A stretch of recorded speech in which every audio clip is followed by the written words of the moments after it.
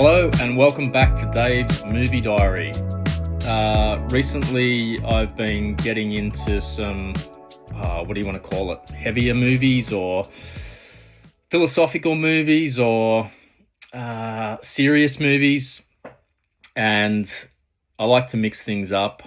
So it was a perfect time to head back to what I now call like a lunchtime, early afternoon movie that's got some nostalgia value for me as well. And a movie that I always liked back in the day and saw a few times. I'm talking about Mercury Rising from 1998. I saw it in the cinema when it came out back then. I think that was... I either saw it in Sydney before I moved back to Wollongong or the other way around. But yeah, I saw it sometime in '98, whenever that was. I was still going to the movies quite a lot, and this movie was a reasonably big deal back then, believe it or not. But yeah, that was one of the great things, I guess, about being single at that stage of life. I was in my mid-20s then, had a lot more freedom to just go out and do whatever you liked without any planning. You just head out, watch a film, go and do something else, enjoy the night. Can't really remember who I saw it with. It was probably a mate of mine. Feels like that kind of buddy sort of movie. Very easy film to watch with someone else, kick back, enjoy the ride. I saw it a few times after that and enjoyed it. But I haven't seen it for probably 20 years, I'd say. And I thought it'd be interesting to come back to it now and see whether it still works on any level or it just feels like a really dated late 90s thriller, because there's a few of those too. So, 1998 was an interesting time for Hollywood thrillers. Bruce Willis was coming off a pretty incredible run too. Pulp Fiction, 12 Monkeys, The Fifth Element. He had an amazing 90s. And he wasn't just an action star anymore. He was taking on interesting adult roles, some sci-fi. When you're in a Tarantino movie, you know you've made it. But 98, technology was just starting to change everyday life in small ways. There's even a reference in this film to setting up an email address for a specific reason, and that felt futuristic and felt cutting edge in 1998, but pretty blasé now. All right, what is Mercury Rising?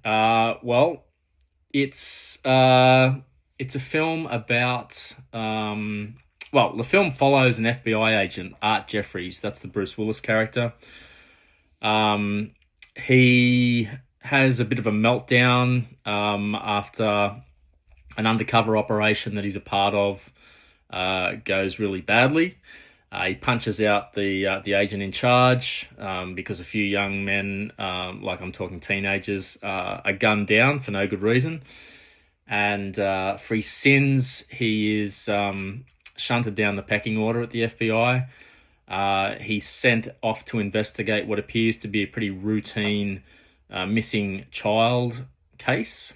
I think the child's about 9 years old, Simon. But it's nothing like. Art Jeffries actually finds Simon, and he's a young autistic boy who's accidentally cracked a supposedly unbreakable government code named Mercury. And the National Security Agency, represented in this film by Alec Baldwin, of course, as the bad guy. Alec Baldwin sees Simon as an unacceptable security risk. This was meant to be the unbreakable code. A couple of Baldwin's underlings released the code in a puzzle book as a way of testing its reliability without Baldwin's knowledge. So he's super unhappy about that. And sends a hitman to come and wipe out the family. And Simon survives. The rest of the film is really a chase film with the NSA trying to get to the boy, and Art Jeffries protecting him at all costs. And more than a chase film, though, it does get down to be about the relationship between two people who don't really fit into the world around them.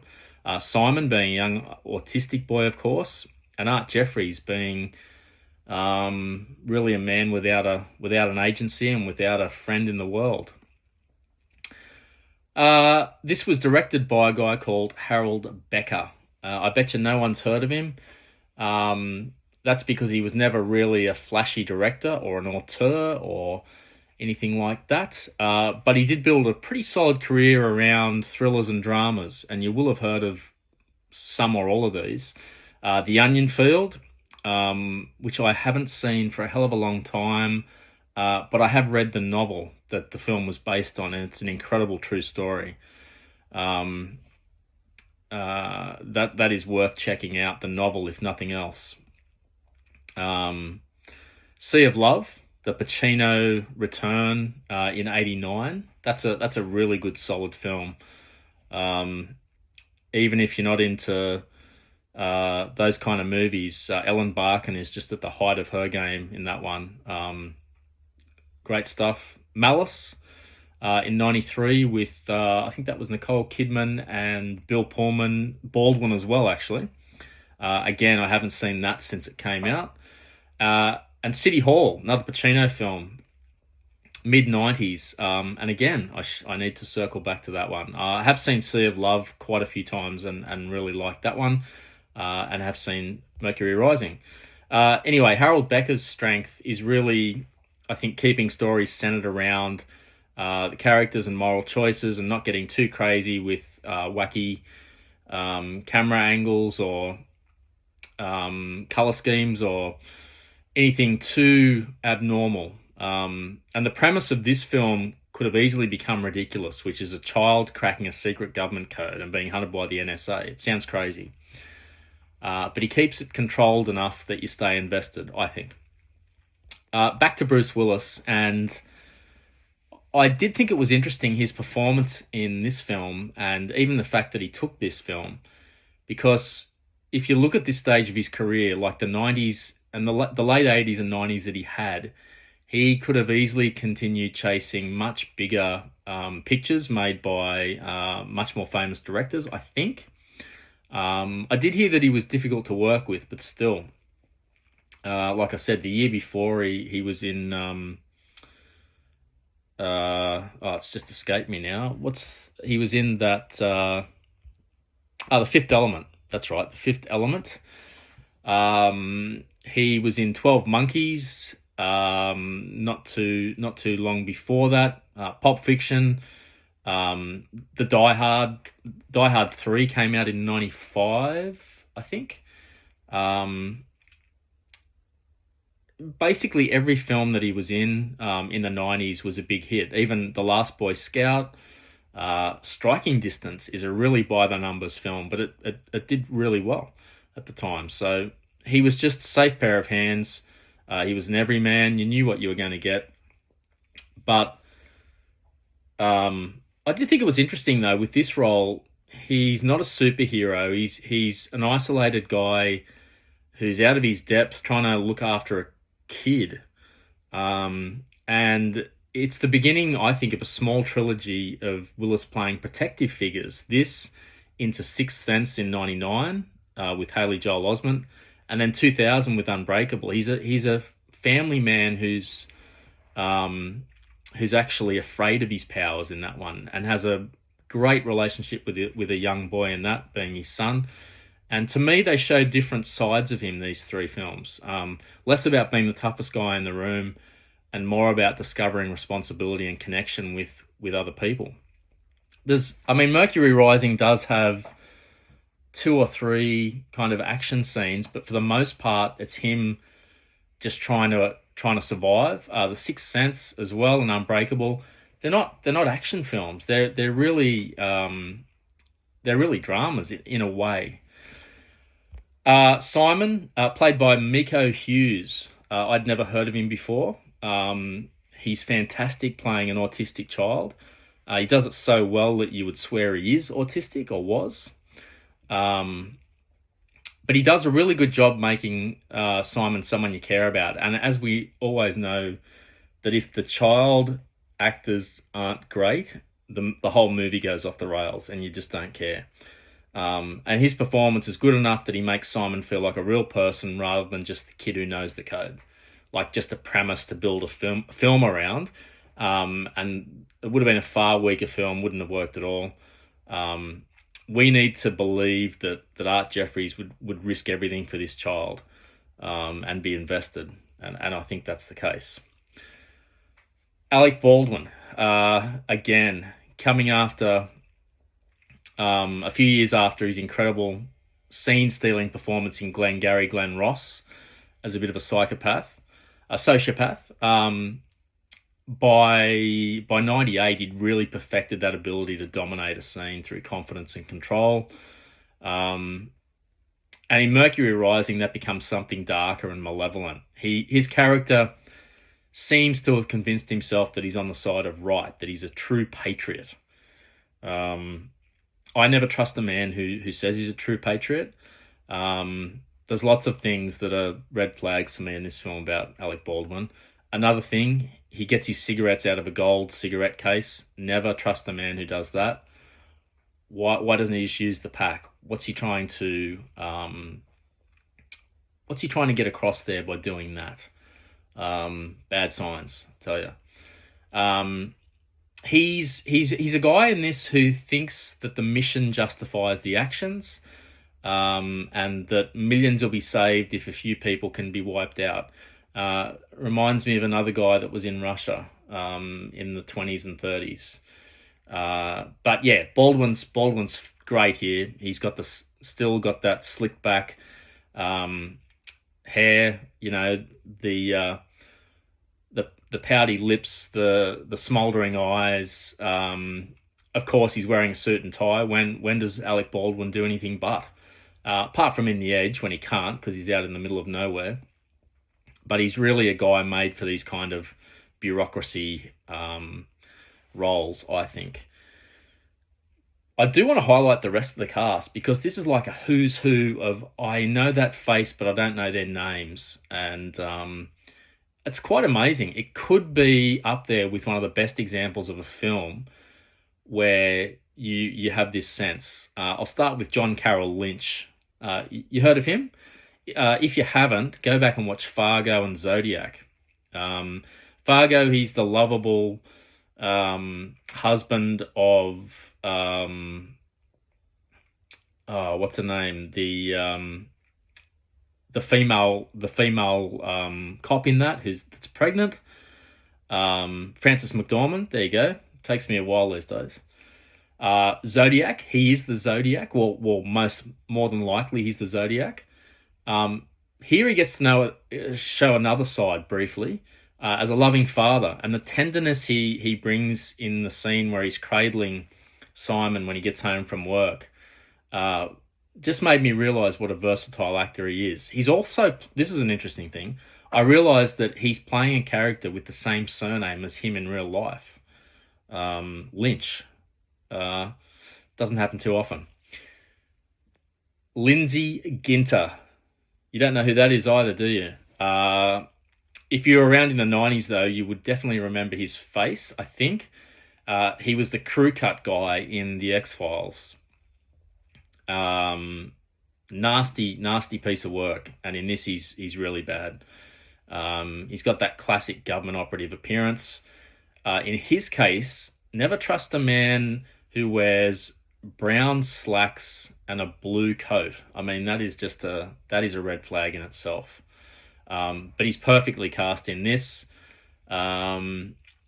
Jack Conley, another recognizable character actor who appears everywhere, often as cops. Tall, rangy-looking fella. Kevin Conway, another one. You would have seen him in a few other things. He plays I don't think he's the head of the FBI, but he's definitely head of the section where Bruce Willis is, and they have a great stormy interaction at the start of the film. Kim Dickens, who was another familiar late 90s presence in quite a few things. She definitely adds to the feeling that you've seen her before. Has a nice little role here. I've saved the best for last though. Peter Stormare. A definite late 90s favourite for being an unpredictable psycho. He's not in this one for long. It doesn't go well for him. He ends up squished all over some train tracks. But he got a lot more screen time in Fargo as the killer who's with Steve Buscemi. And he makes Steve Buscemi look normal in that film and seem normal.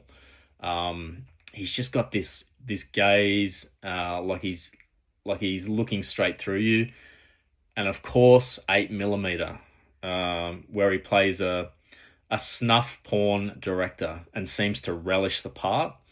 He's probably the nicest guy away from films. I often have this theory. Well, I do have this theory that the nastier you are on screen, the nicer you are off screen. And I don't go so far to say the opposite, that if you're perfect on screen, then you're a serial killer off screen. But I do think these things are all about balance. And I bet you Peter Stormare is well loved by all his acting colleagues. This is going to sound weird, but I thought the score in this film was really, really effective. And this is a sort of film where the score is not meant to be noticed, but I did. I thought of it, and I thought why is it effective? And I think it is because it reflects the Art Jeffries' emotional journey at being a fish out of water, and that he's responsible for this child he doesn't understand, but he's trying. And it's sort of, the music gives the relationship an extra bit of warmth, and it's also a bit quirky, so it also lets you know that it's a bit left of center, this weird relationship. Anyway, just thought I'd throw that in. I mentioned before that 1998 was sort of on the edge of this new futuristic era that was being ushered in. 2000, 2K was coming up. We were all terrified that all our computers were going to die and that some big virus was going to be released and nothing would work. And of course, with a few rare exceptions, that didn't happen. The idea of email even was amazing. Even though the internet had been around for 4 or 5 years, I think by then, but it hadn't really permeated through to most of us. I think. I didn't start using email at work until 2001, and didn't really use it at home for a couple of years after that either. I'm always a late adapter to technology though. But anyway, this is like a grey area for the new technology era. The government's ability to control information, though, feels frightening. And interestingly, this came out the same year as Enemy of the State, the Will Smith, Gene Hackman movie. They're both kind of got that paranoia edge around government systems. Feels a bit like that mid-70s period when Nixon resigned and there were all those Senate inquiries in the US, and that, the whole Watergate affair made people around the world, I think, start to mistrust their governments a lot more. And the late 90s were probably similar with the issues that Bill Clinton was having.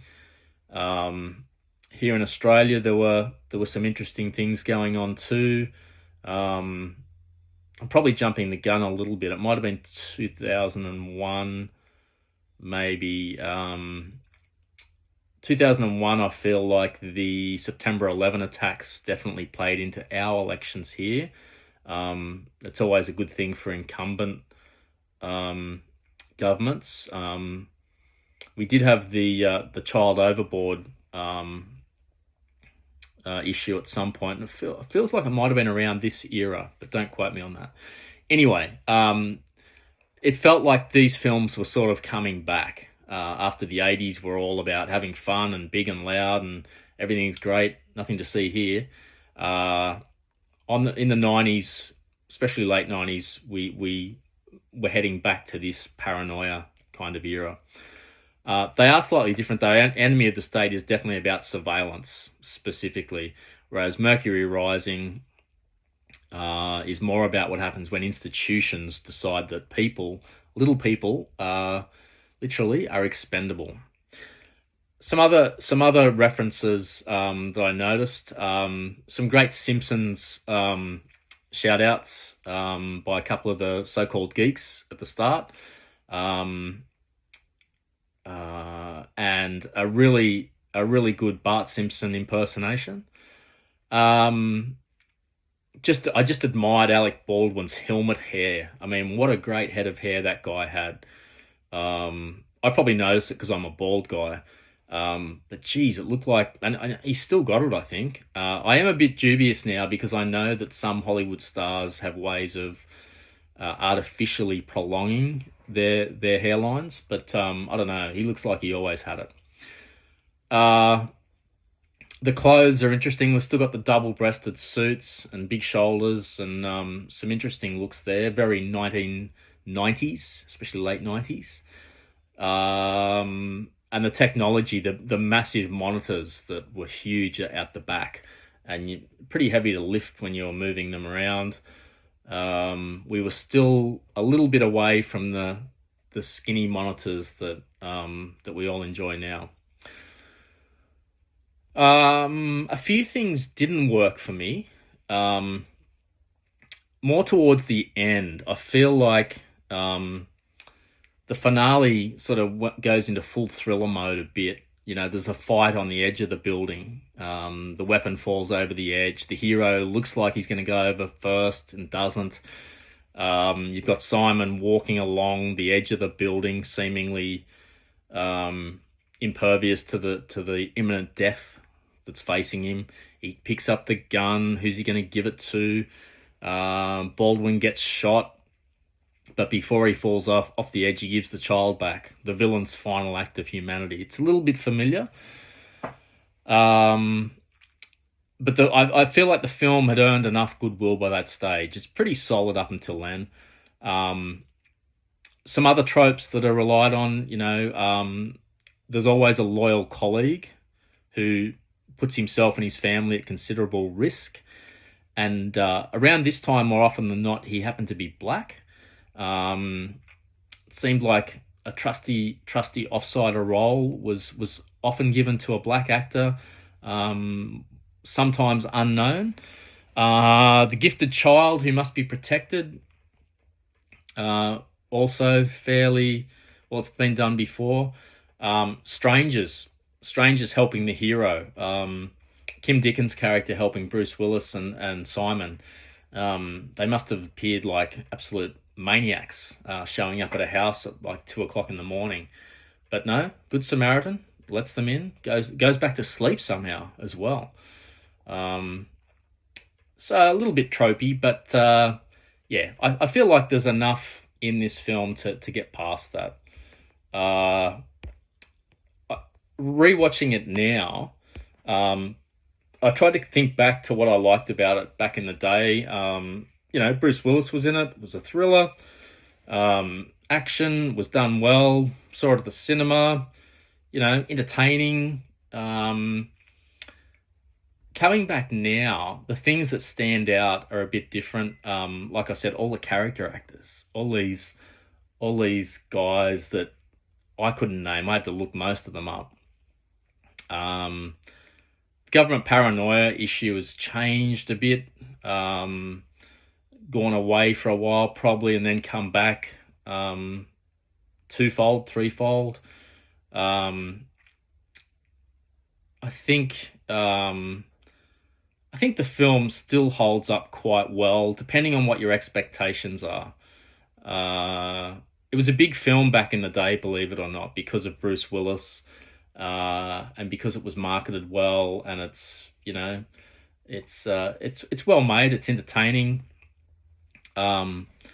it's not a great film in the sense of being, like Seven or um, a top shelf movie that's going to be ranked in lists and everything.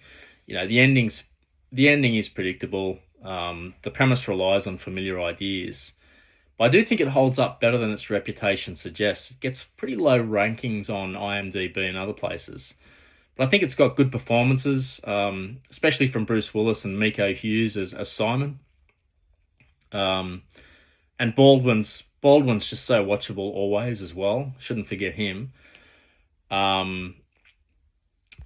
And I don't think it's a date film. Doesn't have that kind of energy. It's not really about atmosphere or conversation or it's pretty forgettable. It's a good time passer now. It's a good hangover film though, because it's entertaining and straightforward and doesn't tax you too much. So, and it's got nostalgia, which is always a nice way to get back into the land of the living. Like I said, I think it's a great lunchtime, early afternoon film. You don't have to concentrate every second. You can concentrate on your food. You can have a look at your phone. You can zone out for a while, and you're still going to be in with the story, and it's going to, again, get you through that sort of humdrum couple of hours around lunchtime, which was a far cry from 1998. It was a big cinema thriller then. But I think it's got a niche there in that sort of dynamic. So, yeah, I think it's an interesting time capsule. Late 90s technology anxiety, definitely. Bruce Willis exploring his more human side, which he then went into even more so in his next couple of movies with M. Night Shyamalan. Baldwin at his most evil, and a supporting cast full of these guys and one gal that you recognise even if you don't know their names, if you're around back in the day. So I guess in closing, I think sometimes a movie doesn't have to reinvent the genre or be an outstanding movie to warrant a look. Sometimes it just has to, remind you why that genre works, and I think that's what Mercury Rising does. So, yeah, that's about it. Mercury Rising from 1998. I'm not aware that it's streaming anywhere at the moment, but I'm sure it pops up now and then. So check it out if you're interested. Thanks again for listening. See you next time.